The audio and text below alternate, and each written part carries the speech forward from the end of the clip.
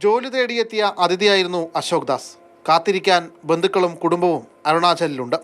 കഴിഞ്ഞ വ്യാഴാഴ്ച രാത്രിയാണ് ആൾക്കൂട്ട ആക്രമണത്തിന് ഇരയായി അശോക് ദാസ് കൊല്ലപ്പെട്ടത്.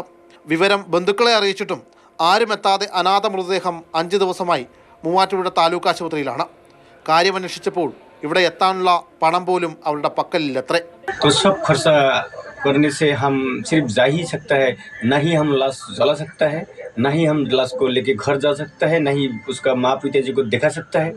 इस दुख से हम कुछ नहीं कर पा रहा है. दोस्त लोग आप लोग थोड़ा मदद करने से हम कुछ तो कर सकता है.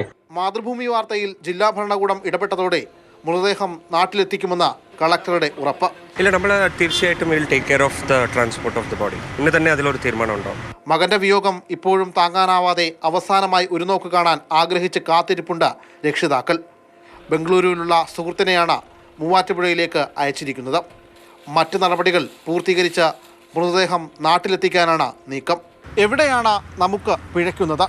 ആൾക്കൂട്ടമെടുത്തത് ഒരു കുടുംബത്തിൻ്റെ ജീവിതം കൂടിയാണ്.